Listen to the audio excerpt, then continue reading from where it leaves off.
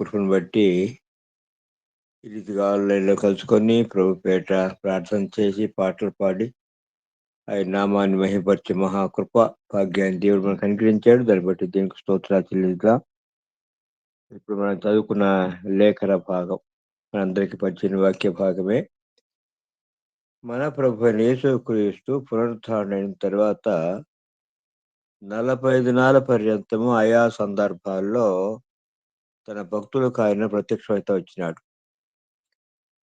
మరి ఈ యొక్క పునరుత్థాన ప్రత్యక్షతను గురించి 4 సువార్తలు, మత్తయి సువార్తలో 2 సందర్భాలు, మార్కు సువార్తలో 4, లూకా సువార్తలో 4, యోహాను సువార్తలో 4, అలాగే అపోస్తుల కార్యగ్రంథంలో కూడా మొదటి అధ్యాయంలో ఆయన ఆరోహణైపోయిన సందర్భం కందకం చేయబడింది. కొరింథీయులకు రాసిన మొదటి పత్రిక 15వ అధ్యాయము 5వ వచనం నుండి మరి 7వ వచనం వరకు మనం చదువుకున్నట్లయితే అక్కడ 5 ప్రత్యక్షతలు గ్రంథస్థం చేయబడ్డాయి. పౌలు భక్తుడు కూడా తను గురించి నాకు కూడా ఆయన కనపడ్డాడని రాసినట్లే. అయితే అది ఆ 40 దినాల్లోపు కాదు గానీ తర్వాత జరిగిన సందర్భం ప్రత్యక్షత. మరి వీటన్నిటిని మనము జత చేసుకొని, క్రోడీకరించుకొని ఒక ఆర్డర్‌లో మనం పెట్టుకుంటే మరి 10 ప్రత్యక్షతలు. అయితే కొందరైతే 11 కూడా అంటారులే. మనకు ఒక పాట కూడా తెలుసుగా. ఆంధ్ర క్రైస్తవ కీర్తనలో మరి ఆ పాటుంది. "పదులకొండు మారులు వారులకు ప్రత్యక్షమాయనేసని." మరి ఏదేమైనైతే కొందరు భక్తులేమో 10 అన్నారు. కొందరేమో 11 అన్నారు. మరి 10 అనే విషయాన్ని ఎందుకు అన్నారంటే, మరి దేవుడు అబ్రహాముకు ప్రత్యక్షమైన ప్రత్యక్షతలో 10 ప్రత్యక్షతలు గ్రంథస్థం చేయబడ్డాయి. ఈ సందర్భాన్ని పోల్చుకొని చాలామంది భక్తులు 10 ప్రత్యక్షతలు అంటారు. ఏది ఏమైతేనేమి మరి యేసుక్రీస్తు ప్రభువు ఆయన మరి మరణాన్ని జయించి తిరిగి సజీవుడిగా లేచి 40 దినాల పర్యంతము తను తాను సజీవుడిగా వాళ్ళకి ప్రత్యక్షపరుచుకొని ఆయన పరలోకానికి ఆరోహణైపోయినాడు. ఆయన దినాల్లో ఉన్నటువంటి సందర్భాల్లోనే శిష్యులు యేసుక్రీస్తు ప్రభు ఇలాగా మరి సిలువలో చనిపోతాడు, మరి విడిచిపోతాడు 12 శిష్యులు దుఃఖపడినప్పుడు ఆయన అంటున్నాడు, "మీరేం చింతపడాల్సిన అవసరం లేదు. మీరు పోతాను, మీతో కూడా ఉండేదానికి ఆదరణకర్తను నేను మీ దగ్గరికి పంపిస్తాను." కనుక ఈ ఆదరణకర్త అంటే పరిశుద్ధాత్ముడు. అంటే ఇంతకుముందు యేసుక్రీస్తు ప్రభు ఈ భూలోకానికొచ్చి ఆయన మనకు తోడుగా ఉన్నాడు. ఆయన మనందరి పాప క్షమాపణ నిమిత్తం శిలువ శిక్ష అనుభవించి, చనిపోయి సమాధి చేయబడి తిరిగి సజీవుగా లేచాడు. ఇప్పుడు పరిశుద్ధాత్ముడు ఈ ప్రభునందు విశ్వాసం ఉంచిన మనము, యేసుక్రీస్తు ప్రభునందు విశ్వాసం ఉంచిన మనము, ఆయన మన హృదయలకు ఆహ్వానించినప్పుడు ఆయన ఆత్మరూపిగా మనలోకొచ్చి మనలో ఉంటా ఉన్నాడు. మరి పాత నిబంధన భక్తులకును మనకున్న వ్యత్యాసం ఏంటంటే, పాత నిబంధన కాలంలో పరిశుద్ధాత్మ దేవుడు ఆయా సందర్భాల్లో భక్తుల మీదకొచ్చి జరిగించవలసిన ఘనకార్యం జరిగించి ఆయన పరలోకానికి ఆరోహణమైపోయేవాడు. కానీ ఇప్పుడు అలా కాదు. ఏ దినమైతే మనం ప్రభువుని విశ్వాసం ఉంచినామో, యేసయ్యని మన హృదయకు ఆహ్వానించినామో, ఆ దినాన పరిశుద్ధాత్మ దేవుడు మనలోకొచ్చి ఆయన మనలోనే ఉంటా ఉన్నాడు. నిరంతరం మనతో ఉంటా ఉన్నాడు. కదా! ఆయన మనల్ని నడిపిస్తూ ఉంటుంటున్నాడనమాట. కనుక మరి ఈ పునరుత్థాన ప్రత్యక్షణ గురించి మరి మనం చదువుకున్న వాక్య భాగము మొట్టమొదటి అంటే అదే సందర్భంలో ఈ ప్రత్యక్షతల్లో వ్యక్తిగతమైన ప్రత్యక్షతలు 3 సందర్భాలు రాయబడినాయి. ఒకటేమో ఇప్పుడు చదువుకున్న వాక్య భాగంలో మగ్దలేనే మరియమ్మకు ప్రత్యక్షమైనాడు. రెండవది పేతురుకు ప్రత్యక్షమైనాడు. మూడవది యాకోబు ప్రభు సహోదరుని యాకోబుకు కూడా ఆయన ప్రత్యక్షమైనాడు. వ్యక్తిగతంగా ప్రత్యక్షమైన ప్రత్యక్షతలు గ్రంథస్థం చేయబడి మనకు అనుగ్రహించబడ్డాయి. సరే. ఇక్కడ మరి యోహాను సువార్తలో మనం చదువుకునే వాక్య భాగంలో మరి మగ్దలేనే మరి స్త్రీలు మరి ఈ విషయాన్ని కాస్త నెమ్మదిగా మనం చూసుకున్నట్లయితే ఈ మగ్ధులేని మరియమ్మ మరి ఆమె పరిచర్య, ఆమె యొక్క చూస్తే మనకు ఎట్లా ఉంటుందంటే ఎంతో హుషారుగా యాక్టివ్, మరి చురుకుగా పనిచేసిన సహోదరిగా మనకు కనపడుతుందయ్యా. కొందరు భక్తులు సరేలే నేను పల్లెటూరు కనుక పల్లెటూరు సాగుతుంటే అంటారు. కొందరు స్త్రీలని వారు ఆసక్తిగా, బలంగా, ఎంతో ధైర్యంగా పనిచేస్తుంటే వాళ్ళు ఏమంటారంటే మగరాయుడు అంటారు.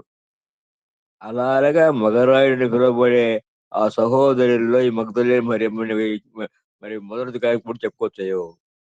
అంత యాక్టివ్‌గా ఆమె కార్యాలు జరిగించే తల్లి. సరే. ఈ మగ్ధలేని మరియమ్మకు ప్రత్యక్షమైనప్పుడు ప్రభువు తను తాను ఆయనకి ప్రత్యక్షపరుచుకున్న విషయం మనకు కనపడుతుంది. సరే. 11వ వచనం కూడా మొత్తం ఒకసారి చదువుతాను. అయితే మరియ సమాధి బయట నిలిచి ఏడ్చుచుండెను. ఆమె ఏడ్చుచూ సమాధిలో వంగి చూడగా, తెల్లని వస్త్రము ధరించిన ఇద్దరు దేవదూతలు యేసు దేహం ఉంచబడిన స్థలములో తలవైపున ఒకడును, కాళ్ళ వైపున ఒకడును కూర్చుండుట కనపడెను. వారు, అమ్మా, ఎందుకు ఏడ్చున్నావు అని ఆమెను అడగగా, ఆమె, నా ప్రభువును ఎవరో ఎత్తుకొని పోయిరి, ఆయన ఎక్కడ ఉంచిరో నాకు తెలియలేదు అని చెప్పాను. ఆమె ఈ మాట చెప్పి వెనుక తట్టు తిరిగి యేసు నిల్చున్నట్టు చూచాను, కానీ ఆయన యేసు అని గుర్తుపట్టలేదు. చూడండి. యేసు క్రీస్తు ప్రభు మరి ఆమె గుర్తుపట్టలేకపోయింది. ఎందుకు గుర్తుపట్టలేదు? ఇప్పుడు పునరుద్ధరణ యేసు క్రీస్తు ప్రభు ఇంతకుముందు వారి మధ్య ఉన్న యేసు క్రీస్తు ప్రభు దేహానికి ఉండే వ్యత్యాసం ఏంటి? అంతకుముందు మామూలు దేహములో శరీరములో ఆయన ఉన్నాడు. ఇప్పుడు పునరుద్ధరణ తర్వాత మహిమ దేహములో ఆయన ప్రత్యక్షమైనాడయ్యో. అందుకని ఆమె గుర్తుపట్టలేకపోయింది. మహిమ దేహాలు కనుక మనకు కూడా ఇవ్వబడిన నిరీక్షణ ఏంటంటే ఇప్పుడు మనము మట్టి దేహాలు ఉంటా ఉన్నాము. రేపు ప్రభు ప్రత్యక్షమైనప్పుడు ఆయన తిరిగి మరి రాబోతా ఉన్నాడుగా. ప్రత్యక్షమైనప్పుడు మనము మరి ఇంతకుముందు ప్రభునందు నిద్రించిన భక్తులు వారు మహిమ దేహతో లేస్తారు. మనము సజీవులుగా ఉంటాం. మన దేహాలు మార్పు చెంది మహిమ దేహాలతో మనం కూడాను వారి ముందు వారి వెనకాల మనము ఆకాశ మధ్యలోకెళ్ళి ప్రభుతో కూడా కలుసుకొని ఆయన సంతోషంలో మనం పాలు పొందుతాము. చూడండి. లోకంలో జరిగే సంభవం మనం చూసినప్పుడు ఇంతకుముందయితే భక్తులు మరి యేసయ్య రాకడ కొరకైన సూచనలు జరిగినాయి. ఈరోజో, రేపో రావచ్చు అని కూడా చెప్పేవాళ్ళు. బహుశా నేను 1972 ఆ ప్రాంతంలో మరి ఒక దైవజనుడు హైదరాబాద్‌లో ఉన్నాడులే. ఆయన మ్యాగజైన్ కూడా నడిపిస్తుండేవాడు. ఆయన చేసే ప్రసంగాల్లో చూడండి. ఆయన ఎంతంటే 16 న్యూస్ పేపర్‌లు చదివాడుంటాయో. చదివి ఆ న్యూస్ పేపర్‌లో ఉన్న విషయాలు చూసి బైబిల్ సందర్భంగా మరి పోల్చుకొని, ఇలాగా లోకంలో జరిగే సంభవాలు యేసయ్య రాకడ మనం సూచిస్తా ఉన్నాయి. చాలా సమీపంగా ఉంది. ఈరోజో, రేపో రావచ్చు అని చెప్పేవాళ్ళు. కానీ ఇప్పుడైతే లోకంలో జరిగే సంభవం చూచినప్పుడు ఎంత భయంకరంగా ఉన్నాయంటే, యేసయ్య ఈ మాట్లాడే సందర్భంలోనో, ఈ రాత్రికే రావచ్చు అనే రీతిగా కనపడతా ఉన్నాయో. యేసుక్రీస్తు ప్రభు వచ్చినప్పుడు, ఆయన ఆకాశ మధ్యానికొచ్చినప్పుడు, మనం మహిమ దేహాలతో ఆయనతో కూడా ఆయన సంతోషంలో పాలుపొందుతాము. భూమి మీద భయంకరమైన శ్రమలయ్యా. భయంకరమైన శ్రమ అన్నప్పుడు, ఇప్పుడు మరి సాతాను యొక్క అనుచరులు మరి ఆకాశ మధ్యంలో స్నానం చేసి ఆక్రమించుకొని భూమి మీద ఉండే ప్రజల్ని భయంకరమైన శ్రమల గుండా చేస్తా ఉన్నారు.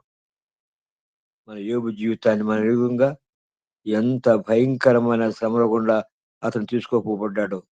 అట్లాగా భక్తుల్ని శ్రమ పాలు చేస్తా ఉన్నారు. మనుషులు కూడా మిగతా వాళ్ళు కూడా శ్రమ అవుతున్నారులే. మరి రేపు సంకమితబడినప్పుడు అగాధములో బంధించబడిన పడిపోయిన దేవదూతలు ఉన్నారయ్యో.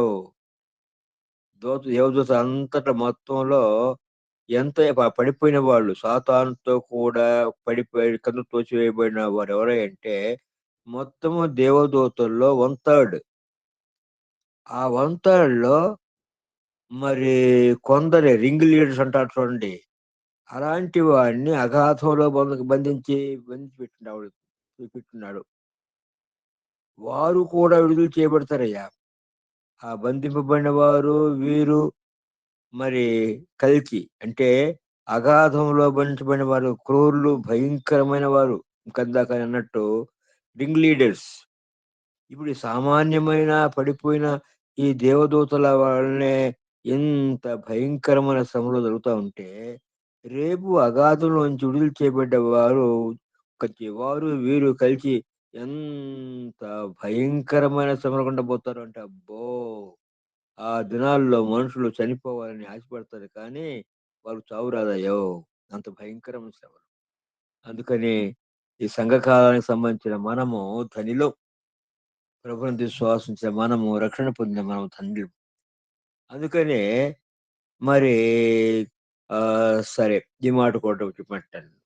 ప్రకటన గ్రంథము 9వ అధ్యాయం మనం చదువుకున్నట్లయితే ఆ అగాధములో నుండి అంటే పడిపోయిన దేవదూతల్లో రింగ్ లీడర్స్ ని విడుదల చేసి అని చెప్పాను కదయ్యా. వాళ్ళు ఎంతమంది తెలుసా? 20 కోట్ల మంది. అంటే రింగ్ లీడర్స్ మాకు పోనీ ఏదైనా స్ట్రైక్ జరిగింది అనుకున్నాము. లీడర్స్ ఎంతమంది ఉంటారు? అంటే ఒక నలుగురు ఐదుగురు పోనీ 10 మంది కూడా ఉంటారు అనుకున్నాం. అట్లాగా మరి 5% లేకుంటే 10% బంధించబడ్డ వాళ్ళే 20 కోట్లు అంటే మొత్తం ఎంతమంది ఉంటారో చూడండి. అంతేకాదు మొత్తం అంటే వంతాడు నాకు మరి పడిపోయిన దేవదూతలు ఎంతమంది ఉంటారు చూడండి. వాళ్ళు ఎంతమంది అయితే 2/3 దేవదూతలు ఎంతమంది ఉంటారో చూడండి. అంతమంది పరిశుద్ధులైన దేవదూతలు నిరంతరం ఆయన్ని కొనియాడుతా ఉంటే మరి వారితో కూడా వారికంటే అధికముగా మన స్తుతులను కోరిన వాడే మన కొరకు ఆయన ఆ మహామహిని వీడి యేసుక్రీస్తు నామమున నరుడుగా వచ్చి మన శిక్ష ఆయన భరించి మనకు శిక్ష లేకుండా చేశాడయ్యా. దేవుని వాక్యాన్ని మనం చదువుకున్నప్పుడు మనకు అర్థమయ్యే విషయం ఏంటంటే వారు నిరంతరం కొనియాడుతూ ఉంటే వారితో పాటు లేకుంటే వారికంటే అధికముగా మన స్తుతులను కోరిన వాడై ఆ మహామహిమయుడు యేసుక్రీస్తు నామమున నరుడుగా ఈ భూలోకానికి వచ్చాడయ్యా. చూడండి, యేసుక్రీస్తు ప్రభు ఆ మగ్ధులేని మరియమ్మకు ప్రత్యక్షమైనాడు. ఇప్పుడు ఏమంటున్నాడంటే ఆమె ప్రభువుని గుర్తుపట్టండి ఆయన పాదాలు పట్టుకునే దానికి నమస్కారం చేసేదానికి ప్రయత్నం చేసింది. అయ్యో, అప్పుడు ప్రభు ఏమంటున్నాడంటే అమ్మమ్మ నన్ను ముట్టుకోవద్దు. ఏమి, నేనింకా తండ్రి యొద్దకు ఎక్కిపోలేదు. చూడండి, సరే, మొట్టమొదటి ప్రత్యక్షమైంది మగ్దలేనే మరియమ్మకు. రెండవ ప్రత్యక్షత ఎవరంటే మార్గమున పోతున్న స్త్రీలు. అంటే మగ్దలేనే మరియమ్మ వాళ్ళు వీళ్ళు మరి నాకనగా మగ్దలేనే మరియమ్మ 2, 3 పర్యాలు ఇక్కడికి అక్కడికి పరిగెత్తుకోవడం పొందులే. ఈ అమ్మాయేమో సమాధి దగ్గర ఉంది. మరి స్త్రీలు మరి ఇక్కడికి ఆ ఎరుసు పట్టలేకపోతా ఉంటారు మార్గ మధ్యంలో. ప్రభు ఈ లోపలనే మరి పరలోకానికి ఆరోహణపై తిరిగి వచ్చాడయ్యా. ఎంత టైం పట్టుంటది? అంటే ఒక 5-10 నిమిషాలు పట్టుకుంటే లేదు. ఎందుకంటే ప్రభు మాట్లాడిన తర్వాత ఆయన పరలోకానికి వెళ్ళిన తర్వాత ఈ అమ్మ కూడా మరి తిరిగి ఉంది. మరి చాలా మంది ఈ విషయాన్ని బట్టి చాలా మంది పెద్ద పెద్ద దైవజనులు కూడా మిగిలిన సహోదరులు అంటారు, మిగిలిన స్త్రీలు అంటారు కానీ మిగిలిన స్త్రీ అనకూడదు. అక్కడ ఏం రాయమంటే స్త్రీలు అని ఉంది. ఒకవేళ ఈ మగ్దలేనే మరియమ్మ కూడా వాళ్ళతో కూడా కలిసి ఉందేమో. ఏమి స్త్రీలు అన్నారుగా, మిగిలిన స్త్రీలు ఉంటే ఈ మగ్దలేనే మరియమ్మ లేదనుకోవచ్చు. ఏదైతేమి వారిని పాదాలు పట్టుకొని నమస్కారం చేసేదానికి అనుమతి ఇచ్చాడు. అయితే మగ్దలేనే మరియమ్మను అనుమతించలేదు. ఎందుకు అనుమతించలేదు? ఎందుకు అనుమతించలేదంటే అక్కడ రాయబడే కారణం మనం చూస్తున్నాంగా. నేనింకను తండ్రి యొద్దకు ఎక్కిపోలేదు అంటే తండ్రి యొద్దకు ఎక్కిపోయి తిరిగి వచ్చేంత వరకు కూడాను ఎవరు కూడా ఆయన్ను ముట్టుకోకూడదు. ఇది వాళ్ళకి ఏం జ్ఞాపకం చేస్తుందంటే పాత నిబంధన కాలంలో బలర్పించారు. ఉదాహరణకి పాప పరిహారార్థ బలి అనుకుందాం. ఆ పాప పరిహారార్థ బలి మీద బలినప్పుడు తీసుకొచ్చిన గొర్రె మీద లేదంటే ఆ మేక మీద ఆ యొక్క వ్యక్తి చేతులుంచి తన పాపాలను ఒప్పుకోవాలన్నమాట. లేకంటే ప్రధాన యాజకుడు కూడా మరి ఆయన కూడా బలిపిచ్చేవాళ్ళే. ఆయన కూడా తన కొరకు, తన కుటుంబం కొరకు చేతులుంచి ఆ బలి పశువుని బలి తన మీద పాపాలు పోదున బలి చేసేవాడు. అట్లాగో ఈ మగ్దలేన మరియమ్మ ముట్టుకుంటే, ఆమె ఒక్క దాని కొరకే ఆయన ప్రాయశ్చిత్తార్థ బలి, ఆ పాప పరిహారార్థ బలి జరిగించుంటాడు. కానీ ఆయన పాప పరిహారార్థ బలి జరిగించింది ఎవరి కొరకయ్యంటే, లోకం ఉండే ప్రజలందరి కొరకు కదా! యేసు ప్రభుకుండే పేర్లు ఒక పేరేం పేరు? లోక పాపమును మోసుకొని పోవు దేవుని గొర్రెపిల్ల. అందరి పాపాలను ఆయన మోసుకొని పోయి, ఆ రక్తాన్ని దేవుని యొక్క మరి ఆ కృపా సింహాసనం దగ్గర ఆయన ప్రోక్షించి, తిరిగి వచ్చేంత వరకు ఎవరు కూడా ఆయన్ని ముట్టుకోకూడదు. అంటే ఇక్కడ మగ్దలేనే మరియమ్మను ముట్టుకొనివ్వలేదు. అక్కడేమో పోతున్న మార్గంలో సిలుకు, స్త్రీలంటే వెళ్ళి మిగిలిన స్త్రీలని అనకూడదయ్యో! స్త్రీలని రాయబడి ఉంది గనుక, ఒకవేళ మగ్దలేనే మరియమ్మ కూడా వాళ్ళతో కూడా ఉండి ఉండొచ్చును. అంటే పుట్టుకొచ్చాడు. అందుకు ఆయన నన్ను నీవు ముట్టుకొనవద్దు అని ఇచ్చినాడు. మరి ప్రభువు ఆమెకి ఏమని సెలవిస్తున్నాడంటే, "ఇట్లా నేను ఎక్కిపోతా ఉన్నాను. మరి ఈ విషయాన్ని వెళ్లి తెలియచేయమంటున్నాడు." ఎవరికి తెలియజేయాలట? ఆ! చదువుదామంటారా ఆ మాట? ఆహ్, ఆహ్, 7:15 వచనం చదువుతున్నా.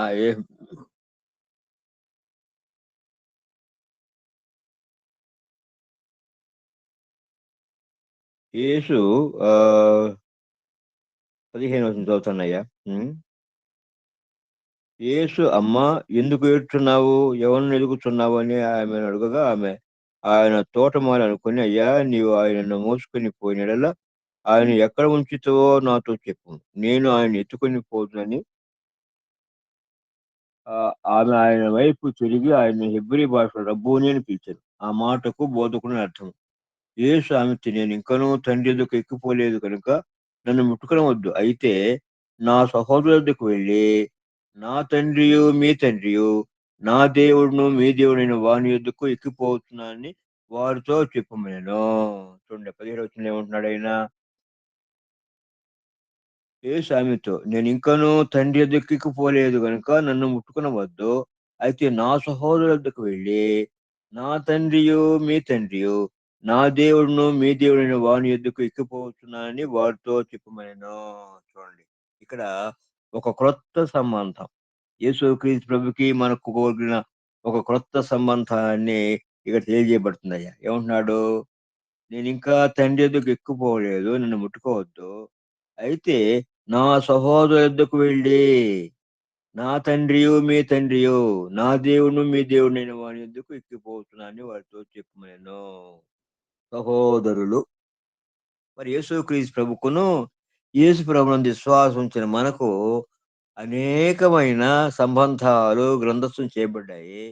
వాటిలో ప్రత్యేకంగా యోహాను సువార్త 15 అధ్యాయంలో అక్కడ యేసుక్రీస్తు ప్రభుకి మనకు కలిగిన సంబంధాలు 5 సంబంధాలు మనం అక్కడ రాయబడి ప్రభు ఏమంటున్నాడంటే,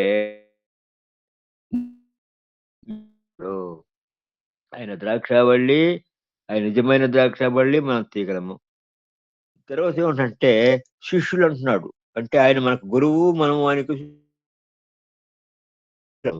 మూడో సంబంధం ఏంటంటే, మరి మిమ్మల్ని దాసులని పిలవటం లేదు కానీ, స్నేహితులని పిలుస్తా ఉన్నాను అంటున్నాడు. దాసుడు, యజమాని. తర్వాత మరి స్నేహితుడు. మరి ఇట్లాగా మరి సరే పోనీలే ఐదో సంబంధం ఆరో సంబంధం అంటే 26, 27 చూసినట్లయితే అక్కడ మరి ఆయనకి సాక్షులు ఎవరంటే పరిశుద్ధాత్ముడు సాక్షి, మనం సాక్షులం. మొదటి సందర్భంలో 3, ముగ్గురిని గురించి ప్రస్తావించాడు. ఆఖరి సంబంధంలో కూడా ముగ్గురు కూర్చుంటొస్తా ఉంది. మొదటి సంబంధంలో నేను నిజమైన ద్రాక్షావల్లిని, మీరు తీగలు, నా తండ్రి వ్యవసాయకుడు. అక్కడ తండ్రి గురించి ప్రస్తావన. ఇక్కడ ఆఖరి సంబంధంలో మరి మనం సాక్షులంటున్నాం. మన ప్రభువైన యేసుక్రీస్తుకి. మనము సాక్ష్యము, పరిశుద్ధాత్మ దేవుడు కూడా సాక్షి.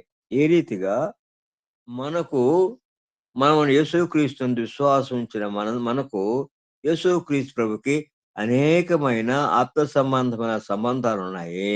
అది ఇక్కడ ఒక ప్రత్యేకమైన సంబంధం ఏమిటంటే, నా సహోదరులొద్దకు వెళ్ళి చూడండి. యేసుక్రీస్తు ప్రభు మనల్ని సహోదరులని పిలుస్తున్నాడయ్యా. హెబ్రీయులకు రాసిన పత్రిక రెండో అధ్యాయం చూస్తే మనల్ని ఆయన సహోదరులను పిలుచుటకు ఆయన సిగ్గుపడలేదని రాయబడుతుంది. చూడండి. అంటే దీంట్లో ఉన్న ఆత్మీయ గొప్ప సంతోషకరమైన విషయం ఏంటంటే, మనల్ని సహోదరులని పిలుస్తున్నాడు. నిజమే. సహోదరులంటే మరి ఆహ్, సరే. ఒక చిన్న సాదృశ్యం నాకు జ్ఞాపకానికొస్తా ఉంది. అయినా సమయం లేదు గనుక మనం ఆహ్, క దాటిపోదాము.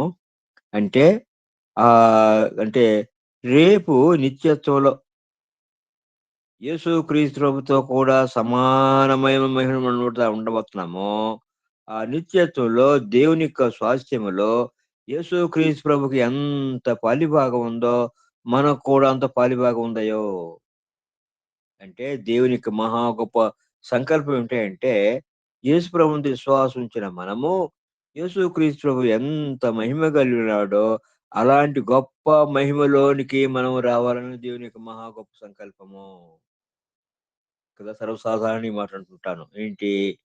యేసు ప్రభువునందు విశ్వాసం ఉంచినప్పుడు, ఆదాములో పోగొట్టుకున్న ఆ మహిమను మనం తిరిగి పొందినాము. మరి ఆ మహిమలో దినదినం కూడా మనము ఎదిగి వర్ధిల్లాలయో. అందుకు మన ప్రభువైన యేసుక్రీస్తు అనేకమైన తండ్రి అయిన దేవుడు అనేకమైన సదుపాయాలు మనకు అనుగ్రహించాడు కదా! బైబిల్ గ్రంథం ఇంతకు ముందైతే బైబిల్ ఉండేది కాదు. ఇప్పుడైతే బైబిల్ గ్రంథం మన భాషలో దేవుని వాక్కులు మన భాషలో గ్రంథస్థం చేసి మనకిచ్చినాడు. మనం చదువుకొని అర్థం చేసుకునే రీతిగా మనకు సహాయం చేస్తున్నాడయో. అదే సందర్భంలో పరిశుద్ధాత్మ దేవుణ్ణి మనకు బోధకుడుగా అనుగ్రహించాడు.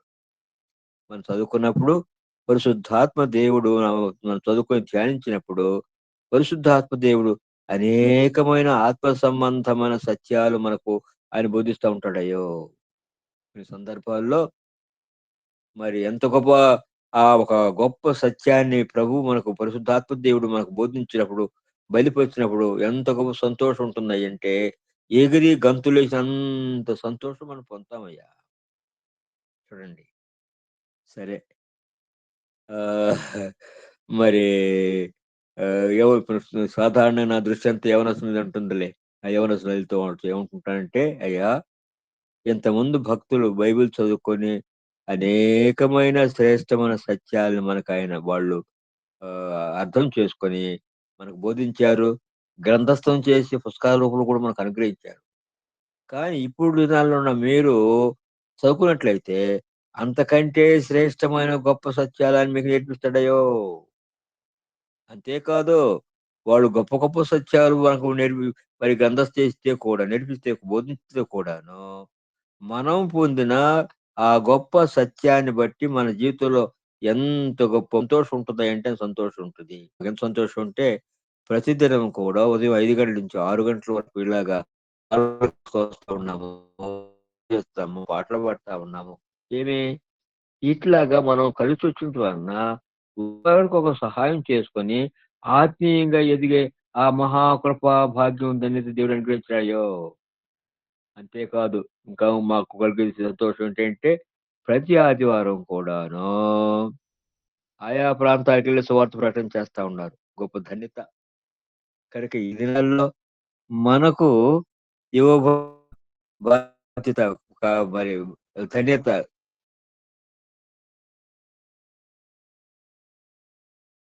ఇందాక అన్నట్టు ఎంత లేక మరి యేసుక్రీస్తు ప్రభు ఎంత మహిమ కలిగిన వాడో అంత మహిమలోకి అలాగా ఎదిగే నిమిత్తం అనేకమైన సదుపాయాలు అనుగ్రహించాడు. నిజమేలే. వెయ్యేండ్ల పరిపాలనలో వ్యత్యాసం ఉంటుంది. మన ప్రభువైన యేసుక్రీస్తు రాజులకు రాజుగా, ప్రభులకు ప్రభువుగా ఆయన సింహాసనం కూర్చొని వేండ్లు పరిపాలన చేస్తాడో, ప్రభువునందు విశ్వాసం ఉంచిన మనం రాజులుగా ఉండబోతా ఉన్నాం. మన రాజరికము సరే 4 విషయాలు కూడా చెప్తానండి. సర్వసాధారణంగా 4 విషయాలు చెప్తా ఉంటాను. మన రాజరికం దేని మీద ఆధారపడి ఉంటాయంటే, మహిమలో ఎంత గొప్పగా ఎదిగి వర్ధిల్లామో దాన్ని బట్టి ఆధారపడి ఉంటది. రెండవది ఎన్ని ఆత్మల రక్షణ కొరకు మనం ప్రయాసపడ్డామో, ఎన్ని ఆత్మలు మన ద్వారా రక్షణ పొంది యేసయ్య రాజ్యానికి చేర్చబడ్డాయో దాని మీద ఆధారపడి ఉంటది. కదా! "భలా నమ్మకమైన మంచి దాసుడా, ఈ కొంచెంలో నువ్వు నమ్మకంగా ఉండు గనుక, ఇదిగో నిన్ను అనేక పట్టణాల మీద అధికారిగా చేస్తా ఉన్నాను." ఒక సహోదరుడు 10 పట్టణాల మీద అధికారి ఉంటాడు. ఇంకో సహోదరుడు 5 పట్టణాల మీద అధికారిగా ఉంటాడు. ఇట్లాగా మనం పొందే ఆ కిరీటాల మీద ఆధారపడి ఉంటా ఉంటుంది. మూడోది మరి ప్రభువు మరి ఆహ్, క ఆయన చేసిన ప్రసంగంలో చెప్పిన మాట మనకు జ్ఞాపకం వస్తుందిగా. "మీరు ఈ భూలోకంలో ధనం కూర్చుకోవద్దు. దాన్ని చిమెట కుట్టేస్తే దొంగలు దోచుకుంటారు. మీ ధనాన్ని పరలోకంలో కూర్చుకోండి." అంటే పరలోకములో మరి ఎంత ధనాన్ని మనం కూర్చుకుంటామో దాని మీద మనంతస్తు ఆధారపడి ఉంటదయ్యా. ఈ పరలోకంలో మరి అంటే దాన్ని కూర్చోటం. ఇలాగూ మన యొక్క ఆధిక్యత మరి వెయ్యేండ్ల పరిపాలనలో వేరువేరుగా ఉంటది. అయితే నిత్యత్వంలో యేసుక్రీస్తు ప్రభుతో కూడా సమానమైన మహిమలో మనం ఉండబోతా ఉన్నాము. కనుక ఇప్పుడు ఇక్కడ ఈ భాగంలో మనం నేర్చుకునే పాఠం ఏంటంటే ప్రభు అంటున్నాడు, "ఈ సంగతిని నా సహోదరులకు నేను నిన్ను" అంటే పునరుద్ధారణతో ఆయన కనపడిన తర్వాత, ఆ అమ్మకు ప్రత్యక్షమైన తర్వాత ఆమెకిచ్చిన ఆజ్ఞ ఏంటంటే, "ఈ విషయాన్ని నువ్వు వెళ్లి అయితే నా సహోదరులకు వెళ్లి, నా తండ్రియు, మీ తండ్రియు, నా దేవుడు, మీ దేవుడైన వాని యొద్దకు ఎక్కిపోవచ్చు" అని వారితో చెప్పమనెను. కనుక ఈ రీతిగా మనం ఈ ప్రభువునందు విశ్వాసం ఉంచిన మనము, రక్షణ పొందిన మనము, ఈ దినాల్లో దేవుడు అనుగ్రహించిన ఈ సదుపాయాలన్నిటినీ మనము సద్వినియోగపరుచుకొని, ఆయన కొరకు ఈ భూలోకంలో జీవించాలి. అనేక ఆత్మ రక్షణ కొరకు మనం ప్రయాసపడాలనేది దేవుని యొక్క మహా గొప్ప సంకల్పం. కారణం ఏంటంటే, ఇందాక నేనన్నట్టు లోకంలో జరిగే సంభవాలు మనం చూసినప్పుడు, మరి యేసయ్య రాకడ చాలా సమీపంగా ఉంది. ఈ మాట్లాడే సందర్భంలోనే ఈ రాత్రియే రావచ్చన్నట్టుగా ఉంది. కనుక మనం ఈ మిగిలిన కొంచెం సమయాన్ని అదే సందర్భంలో ఇప్పుడు హైదరాబాద్‌లో ఉంటున్నామయ్యా. ఈ స్థానిక సంఘములో విశ్వాస కుటుంబాల్లో కూడా రక్షణ లేని వారున్నారయ్యో! కొన్ని కుటుంబాలైతే భార్య రక్షణ పొంది గాని భర్త రక్షణ పొందల. కొన్ని కుటుంబాల్లో భార్యాభర్తలు రక్షణ పొందారు కానీ వారి పిల్లలు రక్షణ పొందల. ఆ పిల్లలు రక్షణ పొందాలన్న మాట వచ్చినప్పుడల్లా కూడా ఒక బాబు నాకు గుర్తొస్తా ఉంటాడు. వాడు ఎంటెక్ చేశాడు. వాడికిప్పుడు అపాయింట్‌మెంట్ ఆర్డర్ గూడా వచ్చేసింది. రేపు ఇది ఈ గ ఏప్రిల్, మేలో మరి ఆ కోర్స్ అయిపోతే వాడికి ఒక ఒక ఉద్యోగంలో జాయిన్ అయిపోతాడు. ఇంత గొప్పగా దేవుడు వాడికి సహాయం చేస్తే కూడాను, వాడు యేసుప్రభుని విశ్వాసం ఉంచి రక్షణ పొందలేదయ్యా! ఎంత విచారకరమైన విషయం చూడండి. కనుక మనము ఈ రీతిగా అనేక ఆత్మ రక్షణ కొరకు ప్రార్థన చేయాల్సి ప్రయాసపడవలసిన అవసరం ఎంతైనా ఉందయ్యా! ఈ విషయాన్ని కూడా జ్ఞాపకం పెట్టుకొని, ఈ మిగిలిన కొంచెం జీవితం జీవించి, ప్రభువు కొరకు రేపు ప్రభు ఇచ్చినప్పుడు బలా నమ్మకమైన మంచిదని పిలువబడే ఆ పిలుపుకు పాత్రగా జీవించాలని ప్రభు కోరుకుంటా ఉన్నాడు. అయ్యా! నాకు ఈ సమయం ఇచ్చిన మీకు మా కుటుంబం తరపున వందనాలు చెప్తా ఉన్నాము. మరి ఇట్లాగా మనం ఒకరికొకరు ప్రార్థన చేసుకొని ముందుకు సాగిపోయే మహా కృపా భాగ్యం దేవుడిచ్చాడు. దాన్ని బట్టి దేవునికి స్తోత్రాలు చెల్లిస్తాం. అందరికీ వందనాలు.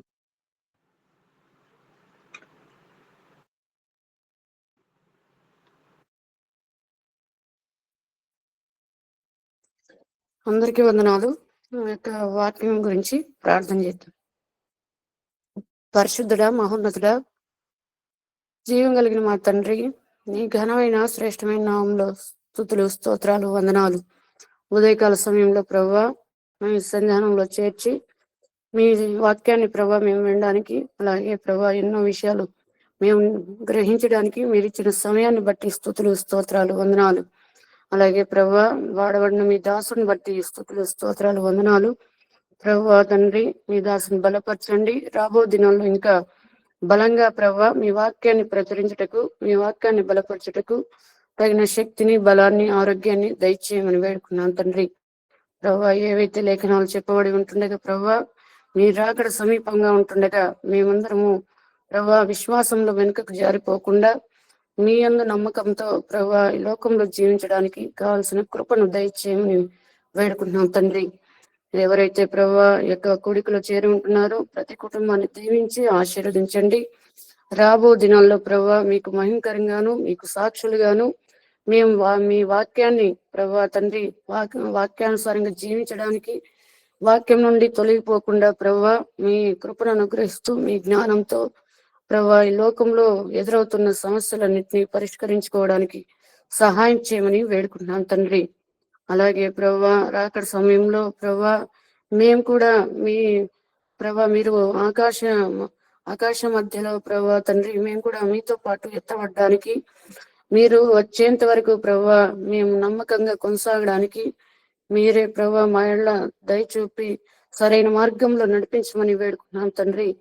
ఇంకా ఎంతో మంది ప్రభా నిత్య నరకాగ్నికి వెళ్ళవలసిన వారై ఉంటున్నారు. మరి ముఖ్యంగా మా కుటుంబంలో ఉంటున్న తల్లిదండ్రులు ఉన్నారు, అలాగే తోబుట్టువులు ఉంటున్నారు. వారిని కూడా మీ కృపలో జ్ఞాపకం చేసుకునండి ప్రభా తండ్రి. మీ చిత్తము, మీ ప్రణాళిక చొప్పున ప్రభా నన్ను ప్రభా తండ్రి అన్నిరాలైన నన్ను ప్రభా మీ బిడ్డగా చేర్చుకున్నందుకు ప్రభా ఎనలేని స్తుతులు స్తోత్రాలు వందనాలు. అలాగే ప్రభా వారు కూడా ప్రభా నిత్య నరకాగ్నికి వెళ్లకుండా మాతో పాటు ప్రభా పరలోక రాజ్యానికి చేర్చబట్టకు వారి హృదయాల్లో మీ రక్షణ కార్యాన్ని జరిగించమని వేడుకుంటున్నాను తండ్రి. ఇంకా ప్రభా లోకంలో ఎంతో మంది ఉంటున్నారు, ఆయా స్థలాల్లో మిమ్మల్ని ఎరగని వారు కూడా ఉంటున్నారు ప్రభా తండ్రి. ఆ యొక్క స్థలాల్లో కూడా మీ సువార్తను ప్రకటించి ప్రభా తండ్రి వారు కూడా ప్రభా ఏ మనుషుడు ప్రభా నిత్య నరకాగ్నికి వెళ్ళట ఇష్టం లేదని మీ లేఖనాలు సెలవిస్తుంటగా సర్వ సృష్టికి మీ సువార్తను ప్రకటించడానికి మీ బిడ్డలను లేవనెత్తి ప్రభా ప్రతి ఒక్కరిని నడిపించి ప్రభా ప్రతి బిడ్డ ప్రభా మీ సన్నిధానంలో చేర్చబడి మీ కొరకు జీవించే బిడ్డగా జీవించుటకు సహాయం చేయమని వేడుకుంటున్నాం తండ్రి. మమ్మల్ని కూడా ప్రభా మేము విన్న ప్రతి వాక్యాన్ని, ప్రతి లేఖనాన్ని ప్రభా తండ్రి మా హృదయాల్లో ఉంచుకుంటకు, అలాగే మీ వాక్యానుసారంగా మా జీవితాల్లో జీవించుటకు మీరే కృపను అనుగ్రహించి నడిపించమని వేడుకుంటున్నాం తండ్రి. రాబో కాలంలో ప్రభా ఎదురవుతున్న వాటిని చూసి ప్రభా భయపడి వెనుకకు జారిపోకుండా కేవలం మీ వాక్యంలో బలపట్టకు, ఆత్మీయంగా ఎదుగుటకు ప్రతి ఒక్కరిని ముందు నడిపించమని మా యొక్క ఈ పరిస్థితిని యావత్తు మీ దయగల హస్తాలకు అప్పచెప్పుకుంటూ ప్రభు అయిన యేసుక్రీస్తు పరిశుద్ధ నామములో ప్రార్థించి అడిగి వేడుకుంటున్నాం తండ్రి. ఆమేన్. ఆమేన్. ఆమేన్. ఆమేన్. ఆమేన్.